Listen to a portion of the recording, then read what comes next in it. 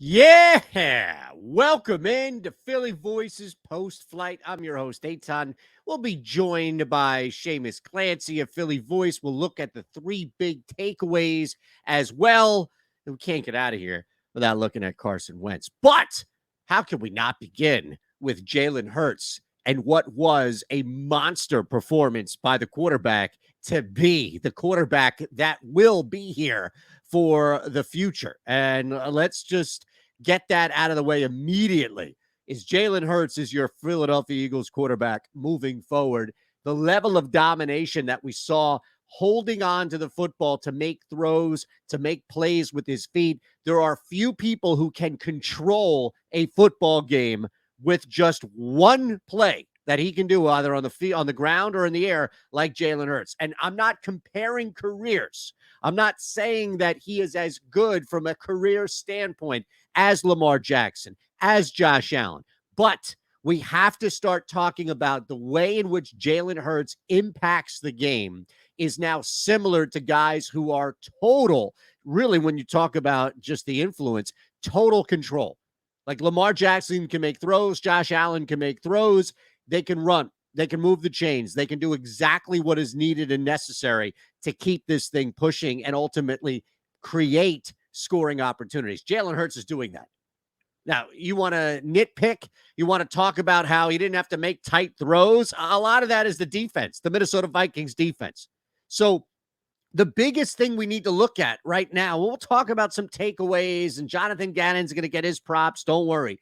But this is all about Jalen Hurts. How could it not be? It's been about Jalen Hurts. You out there have made all of this about Jalen Hurts. And we see in the home opener, no letdown, no step back, just continued leadership, continued command of the offense, and continued influence that he has over everybody else on the field. And, it's no longer just nonsense. It's no longer just players speak. It's no longer just guys getting through a press conference. Yeah. We believe in Jalen. We believe in Jalen. No, this is legit. This is a very legit thing happening here in Philadelphia that this team did not have with the quarterback that they'll play this coming weekend, that they haven't had. Even the dichotomy, the split in the locker room during the TO era here did a lot to wound the total unison that was behind a guy like Donovan McNabb. I don't remember seeing this. I mean, maybe Michael Vick for that short period of time, but I don't remember seeing this at all in a long time. I mean, again, even McNabb would have his moments where he would piss off half the locker room. And Jalen Hurts, I don't think this is a matter of just being too new. We're still trying to figure out, where he is in the pecking order of this organization. Jalen just doesn't seem to be that guy. And that's freaking fantastic because he's doing everything needed and asked of him on the field. And it doesn't matter play by play, throw by throw, run by run, whatever the circumstances, he's taking it as it comes. That's maturity. You wanted maturity. You wanted him to make throws. Last week, I didn't do enough in the air against Detroit. They ran all over Detroit. Are you concerned about that? What did I tell you? Nope. No, I am not. Zero reason to be concerned about this offense. And right now, through 2 weeks of the season, at the very least, it's back to normal about your expectations / concerns you'd have for the Philadelphia Eagles defense. And we'll talk about them in the takeaways coming up. But, hey, Jalen Hurts deserves your praise. Jalen Hurts did exactly what you – and look, I'm not sitting here. I don't need to take phone calls for the next 4 hours. I don't need to kill a day and look in the mirror and say, yeah, we did a great show, any of that crap. This is all about conversations that you yourself have had, not with me, hopefully not with anybody on the radio, my God, but just in general, that you have had. And maybe it is fellow people that you live with or work with or at the shop or the supermarket or anywhere in between, but you have had these conversations about even if you are pro Hurts, you still need to see something. You still need to get to that point of, all right, I can exhale. If this is the guy, then this is the guy. It's not that guy. He's not the guy, to paraphrase Frank Costanza. This is all about Jalen Hurts' growth, right? All about Jalen Hurts' maturity, all about Jalen Hurts doing something that we could see on the field that's no longer a talking point, but a realistic point of action. That's exactly what you got. Yeah, there were a lot of things that went right. A lot of things that the Philadelphia Eagles, Nick Sirianni, Quez Watkins showing you how explosive this offense can be. Devontae Smith back in the fold. All of the pressure that was put on the Vikings offense, Kirk Cousins. That's what you got. That's what was amazing to see, a complete, total team victory. More so than you're going to get anything that we got from Detroit in that takeaway. It was kind of just like, this weird feeling of the offense was great, but the defense, you didn't get that. This was complete ass kicking. And look, Minnesota had their own issues. Kirk Cousins, Monday night in prime time was horrific. The Vikings had this game sandwiched between 3 home division games. A lot of things you could point to and say, falling off after that humongous division opener that they had against the Packers. All of those things you could point to. But you know what? The Eagles did not let that influence the game. The Eagles did not become a statistic. The Eagles were not like the Browns or the Baltimore Ravens. The Eagles did not succumb to something that just should not happen. And that's also where you get some credit in the NFL, because you only get 17 of these. And each week, you better make sure that everything is airtight as humanly possible. That's what you got with Jalen Hurts. Credit this young man, because the offense was cooking.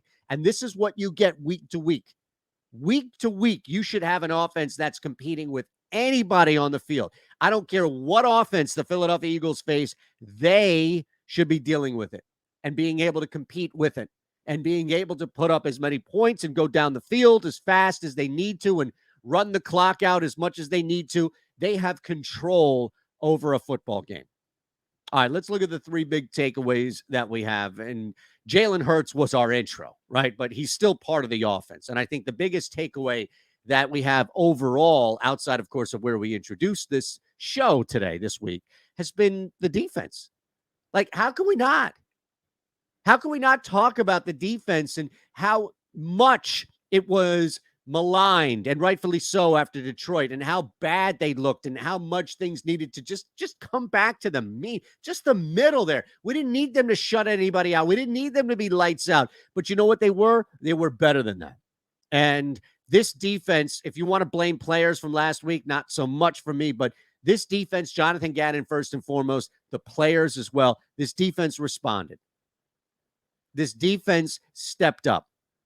And look, Minnesota, as bad as Cousins is on Monday Night Football in prime time, and as big of a letdown as was expected from the Vikings following that game against the Packers, the defense still had to show up.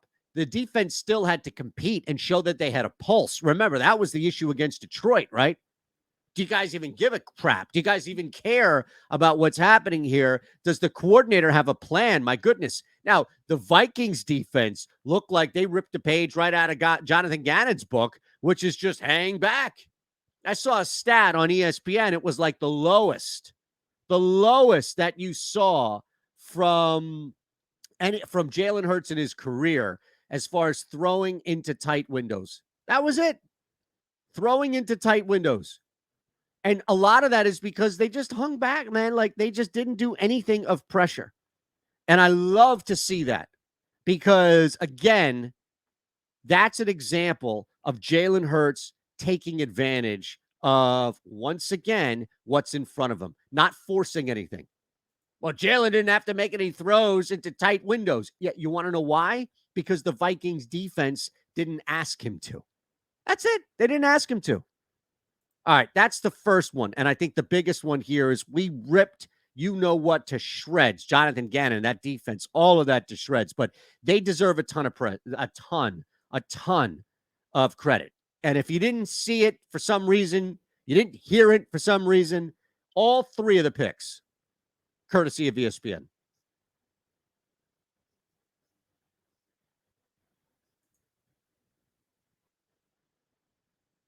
Love that.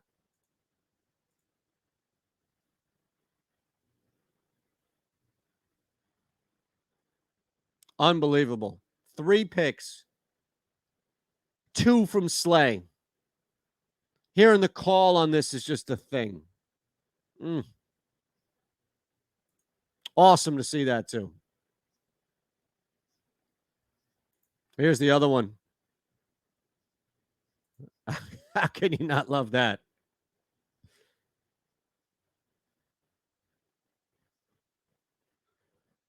Unbelievable, isn't that?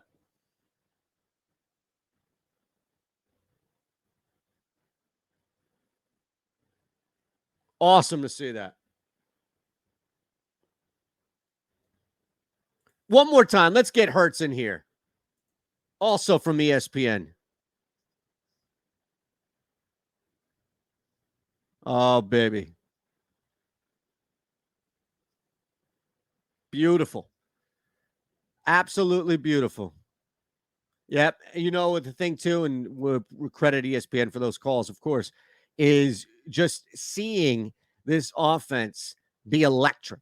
And if you want to look at one takeaway from the offense, it's got to be the combination of what you got from Quez Watkins and Devontae Smith. That big play from Quez Watkins, and then Devontae Smith being a receiving machine out there. Because what was the big concern following week one in Detroit? People asking, where the hell's Devontae Smith? Where's Devontae Smith? When's he going to be able to do? Where's Devontae? Well, you got Devontae.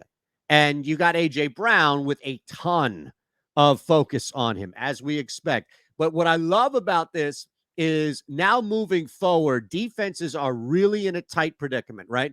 Because you've now seen 2 straight weeks where a different receiver, one of the two that you're going to focus on, is going to step up and make plays given the opportunity. And you're not going to shut down 3 people. You're not going to shut down A.J. Brown, Devontae Smith, and Dallas Goedert. So now things have become increasingly difficult to slow down this Eagles offense. Oh, and by the way, you've got Jalen Hurts. You've got a guy who on the ground can do a lot of stuff right now. So this is huge. This offense, combined with that defensive effort, combined with just taking advantage, and I keep saying that's the third key here. Nobody forced anything.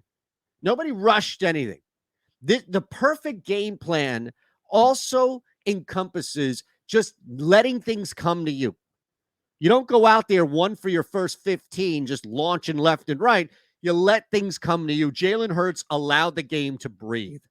Nick Sirianni calling it, allowed the game to breathe. Jonathan Gannon, I didn't think he was capable of that, allowed the game to breathe. All of that was gigantic in terms of a key to success. And you can't overlook that. You can't overstate that. Coaches get into problems all the time. Coaches mess this up all the time because they have no freaking idea about how to just keep their foot on the gas. Instead, they slowly take off. They outthink themselves and they cause problems. That's not what happened. Nobody outthought themselves. Nobody thought that they had to do something extra. Nobody went above and beyond where it wasn't needed and ultimately cost them a play, a drive, a team, the game, what have you. It was a master class in just composure. And it's not Hurts only who gets credit for that. A lot of guys deserve credit for that. That's the third takeaway here. Well, here's what we have to talk about now. Major letdown city. You are you could see it in the distance. You're on the highway now, the path to 17 games. You've gone through the first 2, and up ahead of you, the exit, you can sort of see it. It's like, the 2-mile thing. Letdown city. Carson Wentz and the Commanders. Here's the good news. They're only 7-11 straight up at home under Ron Rivera. I don't think Carson Wentz just magically changes that. It's not easy for Washington at home. It just hasn't been under Rivera. But there's going to be a ton of conversation about you got to beat Carson Wentz. You got to beat Carson Wentz. There's going to be way too much stress and emphasis on you got to beat Carson Wentz. But here's the thing, and this is what I think keeps the Philadelphia Eagles grounded. Jason Kelsey, Jalen Hurts, Nick Sirianni, and then a bunch of guys on defense. But people in this locker room understand what it means to be grounded, what it means to be just keeping that even keel. And that's going to be the biggest thing that you have to look at now for not just Carson Wentz and the Commanders, but even more importantly, Dougie P, who's looming just a couple of weeks down.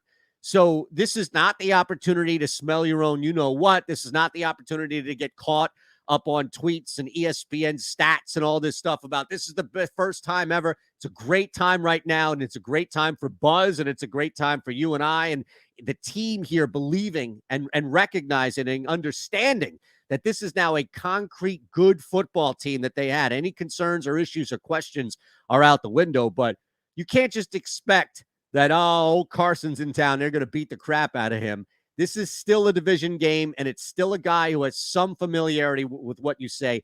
And I don't want them overlooking this game simply because Doug Peterson is looming. All right, now let's go out and bring in Shamus, of course, at Shamus_Clancy. Everything for Philly Voice. What's up, brother? What's up, dude? Beautiful Tuesday morning in Philadelphia. That it is. That it is. Now, were you physically there in presence? Yeah, I was at the press box last night. There you go. There you go. And rightfully so, right? And we wouldn't want to waste that on like Evan Macy. So no, you got a chance. I had the unfortunate honor, or dishonor, I should say, of sitting next to him last night. It was really, really rough to do that for 4 hours. Here, I thought you were just sitting. I was going to say stuck, but sitting next to Kempski. Wow, three seats in the box for Philly Voice. Is that right? On the come up, yeah. Oh, that's we buried the lead, man. That's the biggest takeaway of last night's game. All right, where to begin, man? Where to begin? What's number one for you? We talked about Hurts. We talked about Jonathan Gannon. We talked about the composure. We talked about the maturity, not just with Hurts, but with Sirianni. For Shamus Clancy, you leave the stadium. What's the biggest number one thing that you're talking about, that you're buzzing about? Yeah, I wrote on PhillyVoice.com last night immediately after the game. Jalen Hurts in his pro career has never played a better game as a quarterback. He's had some huge rushing performances. His game against the Saints last year, where he has the 3 touchdowns, jukes a guy into the next dimension, has a huge win. Eagles go, I think they scored 40-plus points that game. But for him to do this as a passer, for him to hit the deep ball accurately, for him to hit those chunk yards 20 to 25 yards down the field, those big gains to Dallas Goedert, Devontae Smith, A.J. Brown, to be doing that from the pocket, to be accurate. I think he completed 83% of his passes. That's what Nick Sirianni was emphasizing in his post-game press conference. What's the biggest takeaway for Jalen, for you, from this game? The accuracy, completing 83% of his passes. And these are things, though he had highs last season, his first full-time year as a starter, he never played like this. And these types of performances and these types of plays and these types of situations would not have happened with the 2021 version of Jalen Hurts. It seems every year, dating back to when he was in Alabama, he gets incrementally better every single season. It doesn't feel like a huge jump initially the way he's going in Alabama. Had some setbacks with Oklahoma.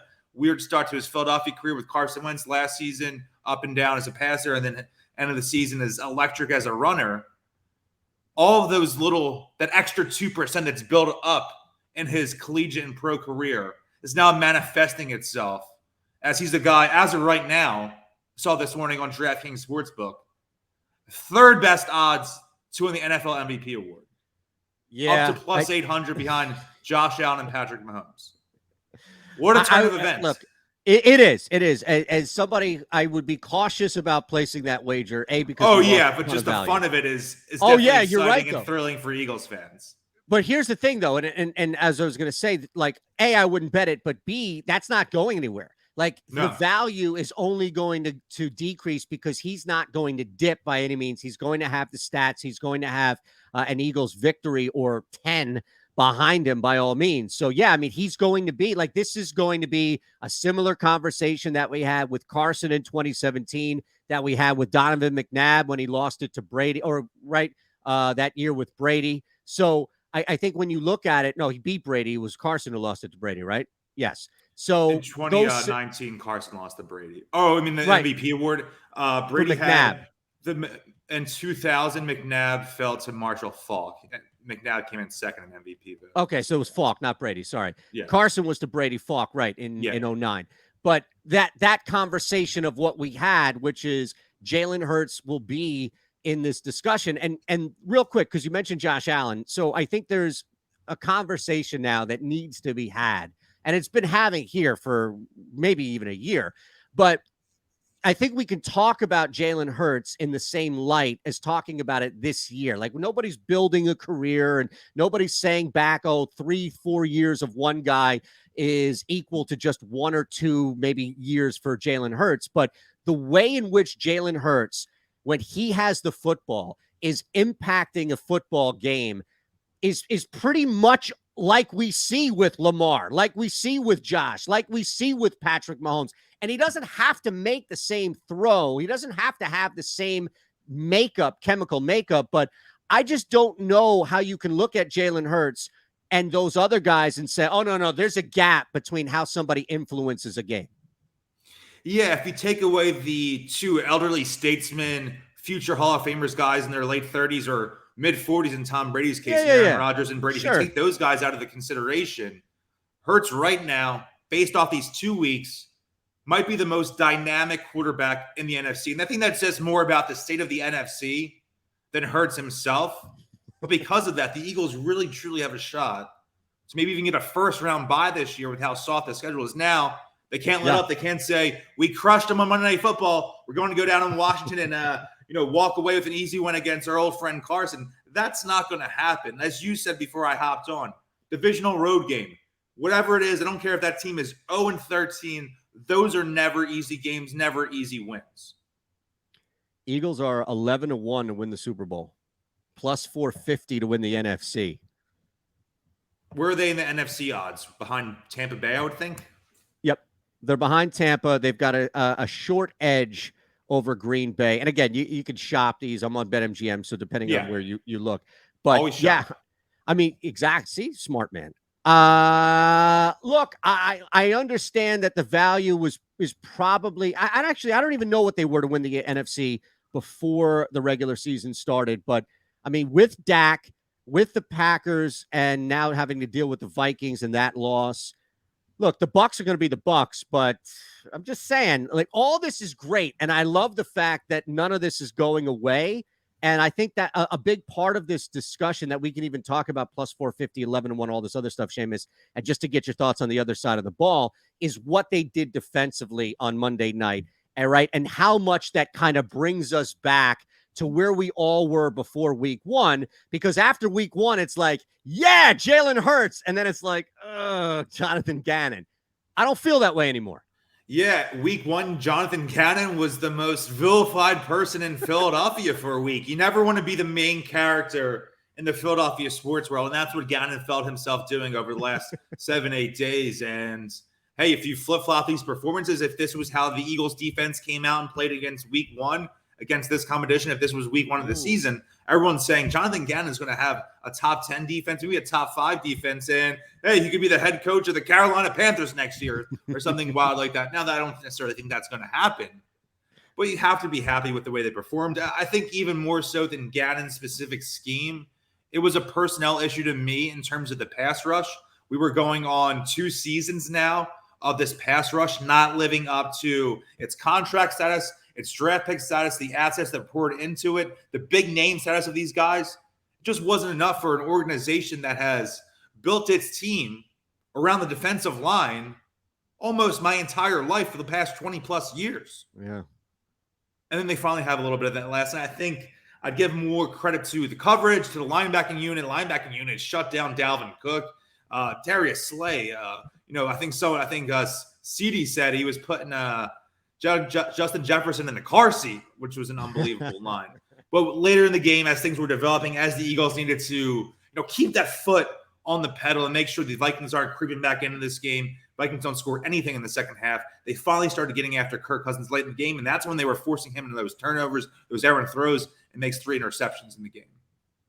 Who are you more excited to see, Doug Peterson or on the way out? Appreciate you, Shamus, big time. But it's got to be Doug, right? Yeah, Doug. I have a softer spot in my heart for Doug. No, I mean, how could we not? Wentz obviously an integral part of the Super Bowl team. If he doesn't have that season, they don't get the number 1 seed. Sure. All of those things. But Doug's the guy. He led a backup quarterback that almost quit playing football to put up 41 points against the greatest coach in the history of the sport. That's where that guy's shining achievement is in Philadelphia. And again, as good as Carson Wentz seemed, as good as I thought he was going to be for the next 15 years, Doug Peterson is the shining person from that season for me.